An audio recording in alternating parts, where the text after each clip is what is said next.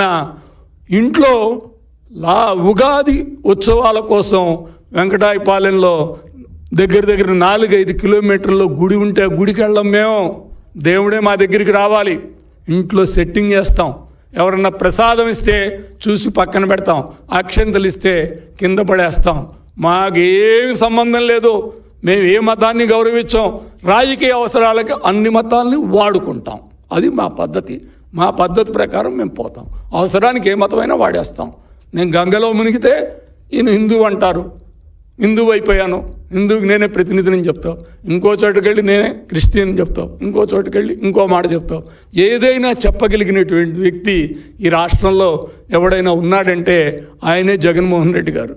ఇక ఆయన గురించి చెప్పాలంటే కొన్ని కోట్ల రూపాయలు ఖర్చు పెట్టి మీకు విజయవాడ ఇందిరాగాంధీ స్టేడియంలో ఓ పెద్ద యాగాలు చేశారు, యాగాలు చేశారు. ఎవడన్నా చెప్పులు వేసుకుని వెళ్తారండి, చొక్కా వేసుకుని వెళ్ళవండి. యాగశాలలోకి వెళ్ళాలంటే ఎంతో పవిత్రంగా ఉంటుందండి.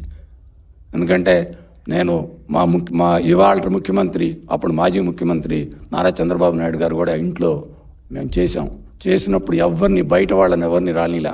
ఎవరైతే యజ్ఞం చేస్తారో వాళ్ళే ఉంటారు, చొక్కాలు వేసుకోరు, కూర్చొని జాగ్రత్తగా చేస్తారు, ఎంతో పద్ధతిగా చేస్తారు, చెప్పులు వేసుకుని వెళ్ళరు. ఈయన చెప్పులు వేసుకుని యాగశాలలోకి వెళ్ళే ఘనుడు. ఈయన గురించి చెప్పాలంటే ఇంకోటి అన్నిటికంటే కూడా గొప్ప విషయం ఒకటి ఉంది. ప్రతి సంవత్సరం మన వెంకటేశ్వర స్వామికి శ్రీవారికి పట్టు వస్త్రాలు ఇస్తాం బ్రహ్మోత్సవాలలో. సతీ సమేతంగా వెళ్ళాలండి, సతీ సమేతంగా వెళ్ళాలి. అది చాలా కంపల్సరీ. టీటీడీ ఆచారం ప్రకారం చైర్మన్కి భార్య ఉండాలి, చైర్మన్ అపాయింట్ చేసేవాళ్ళకి. అదేవిధంగా దీనిలో ముఖ్యమంత్రి సతీ సమేతంగా వెళ్ళి అక్కడ ఇవ్వాలి పట్టు వస్త్రాలు. ఈ మాజీ ముఖ్యమంత్రి గారికి ఏమాత్రం ఆలోచన ఉన్నా ఒక్క రోజన్నా మీ ద్వారా నేను అడుగుతున్నా, ఒక్కసారన్నా వెళ్ళి తిరుపతిలో పట్టు వస్త్రాలతో ఇచ్చేటప్పుడు సతీ సమేతంగా ఎప్పుడైనా ఈయన వెళ్ళారా? ఈయనకి అసలు ఆలోచన ఎప్పుడైనా వచ్చిందా? వెళ్దామని ఆలోచన వచ్చిందా అని మేము ద్వారా నేను అడుగుతున్నా. అంటే ఏమాత్రం అసలు ఇసువంతు కూడా బాధపడడు. నీకు ఇలాంటి వ్యక్తి పరిపాలనలో 5 ఏళ్ళు రాష్ట్రంలో ఏ విధంగా ఉందంటే 300 గుళ్లపై దాడి జరిగింది. శ్రీరాముడిపై రామతీర్థంలో నా నోటితో నేను చెప్పడానికి ఇష్టపడను, ఎందుకంటే అలాంటి మాటలు నేను చెప్పను. అపచారం చేశారు. తర్వాత పిచ్చోడు తగలబెట్టాడు అన్నారు. దీనిలో అంతర్వేదిలో రథం, తర్వాత అమ్మవారి గుడిలో వెండి సింహాలు, ఇట్లా చెప్పుకుంటూ పోతే నీకు శ్రీశైలంలో జరిగిన అపచారాలు. ఇక మనకి చివరికి వెళ్ళేటప్పటికల్లా టీటీడీ దగ్గరికి వెళ్తాం. టీటీడీలో వీళ్ళు చేసినటువంటివి చెప్పుకుంటే 1-2 చెప్పుకుంటే 100,000 ఇక్కడే దగ్గర ఒక 15-20 ప్రెస్ కాన్ఫరెన్స్లో టీటీడీ గురించి చెప్పడం జరిగింది. చిల్డ్రన్స్ హాస్పిటల్ పేరు మీద దోచడానికి ట్రై చేశారు. మొన్న చరిత్రలో ఎప్పుడూ జరగని విధంగా వీళ్ళు కింద ఒక ముంతాజ్ గ్రూప్కి హోటల్ ఇస్తే దాన్ని క్లోజ్ చేయమంటే మన ముఖ్యమంత్రి గారు వెళ్ళినప్పుడు చెప్తే దాన్ని క్యాన్సిల్ చేశారు. తిరుపతి కొండ చుట్టుపక్కల ఎక్కడా కూడా, తిరుమల కొండ చుట్టుపక్కల ఎక్కడా కూడా నీకు వ్యాపార సంబంధమైనవి ఏమి ఉండవు, అంతా కూడా దేవుడికి సంబంధించిందే ఉంచుతానని చెప్పి ముఖ్యమంత్రి గారు వాగ్దానం చేయడం, దాని ప్రకారమే టీటీడీ వాళ్ళు ఇచ్చిన స్థలాలని రద్దు చేయడం కూడా జరిగింది. ఇదంతా ఏంటంటే మీకు ఎందుకు చెప్తున్నానంటే లడ్డు విషయంలో మేమేం తప్పు చేయలేదు, మేము కరెక్ట్ అయినటువంటి నెయ్యే వాడామని చెప్తే సిట్టేస్తే వాళ్ళని తీసుకొచ్చి పట్టుకొస్తే మొత్తం దానిలో జరిగినటువంటి అక్రమాలు జరిగిపోయినాయని చెప్పి ఒప్పుకున్నటువంటి పరిస్థితి.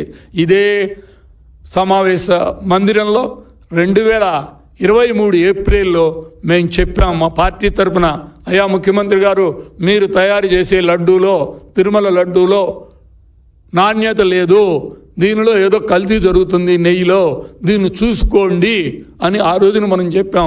తర్వాత కరెక్ట్గా మేము అధికారంలోకి వచ్చిన 3 నెలలు 4 నెలల్లోనే ఈ భాగవతం బయటపడింది. 1 కాదు 2 కాదు, ఈయన చేసే వ్యవహారాలు చూస్తుంటే ఇవాళ హిందూ మతం మీద దాడిగా భావించాల్సిందే తప్పితే వేరేది కాదు. ఇక ఈ ముఖ్యమంత్రి గారు ఇందాక అనంతపూర్లో దగ్గర నేను కూడా చూశాను, ఇక్కడ ఆఫీసులోనే 45 నిమిషాల నుంచి 1 అవర్ మాట్లాడాడు.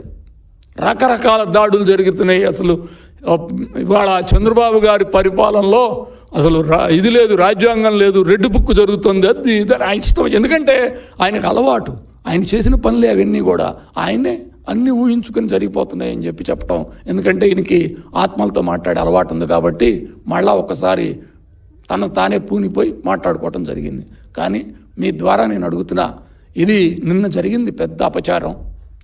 దేశంలో కోట్లాది మంది హిందువులే కాదు, ఇందాక మీకు చెప్పాం, అన్ని మతాలలో రాముల వారి భక్తులు ఉంటారు, వాళ్ళ మనోభావాలు దెబ్బతిన్నాయి.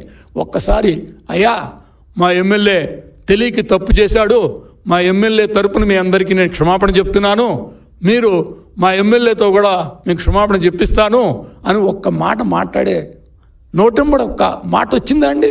ఎందుకోసం రాదు.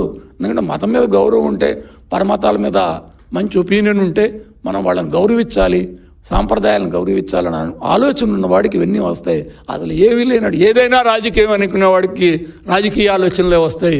మేము అన్నీ కూడా అభివృద్ధి సంక్షేమం నుంచి ఆలోచించే వ్యక్తి నారా చంద్రబాబు నాయుడు గారు కాబట్టి ఆయన నాయకత్వంలో పనిచేసి మాకు ఇలాంటి ఆలోచనలే ఉంటాయి తప్పితే అలాంటి ఆలోచనలు ఉండవు. అందుకనే మా ప్రభుత్వం వచ్చిన 9 నెలల్లో సగర్వంగా మేము చెప్తున్నాం, ఒక్క గుడి మీద దాడి జరగలేదు, ఒక్క పూజారి గారిని అవమానించలేదు, ఒక అర్చకుడికి అపచారం జరగలేదు, ఎక్కడ ఎటువంటివి జరగకుండా ఇవాళ ఈ రాష్ట్రంలో కూటమి ప్రభుత్వం 9 నెలలు మేము దిగ్విజయంగా నడిపాం. ఎటువంటి ఎవరికి బాధలు కలిగించకుండా హిందూ మతాన్ని గౌరవిస్తున్నాం, ముస్లింలను గౌరవిస్తాం, క్రిస్టియన్లను గౌరవిస్తాం, అన్ని మతాలని సమ మార్గంలో పెట్టే నాయకుడు నారా చంద్రబాబు నాయుడు గారు. మరొక్కసారి అయ్యా ముఖ్యమంత్రి గారు ఇప్పటికైనా మీరు ఆలోచించుకోండి, అయ్యా మాజీ ముఖ్యమంత్రి గారు ఇప్పటికైనా మీరు ఆలోచించుకోండి. ఒక్కసారి హిందూ మతం మీద జరిగినటువంటి దాడిని ఖండిస్తూ మీ ఎమ్మెల్యే చేసినటువంటి ఆలూరు ఎమ్మెల్యే విరూపాక్ష గారు చేసినటువంటి ఎవరైనా 3 ముళ్ళు వేస్తారండి? అసలు మతుందా? అమ్మవారండి, సీతమ్మ అంటే ఏంటి? ఒక సిద్ధాంతంగా ఆమె ఏంటి, సీతమ్మ అనేది మనం ఒక దేవత కింద, దేవుడు దేవత, ఆమెకు నువ్వు ఏది తాళిబొట్టు కడతావా? ఏమైనా మతుందా? అన్నం తిన్నారా, గడ్డి తిన్నారా? మీరు ఒకసారి ఆలోచించండి. ఇలాంటి వ్యక్తులు మీరు పక్కన పెట్టుకుని ఏం సాధిస్తారు? మిమ్మల్ని చూసి వాళ్ళు అలాగే తయారవుతున్నారు. మరొక్కసారి మీరు ఆలోచన చేసి హిందువులపై జరిగే జాడిని ఇలాంటివి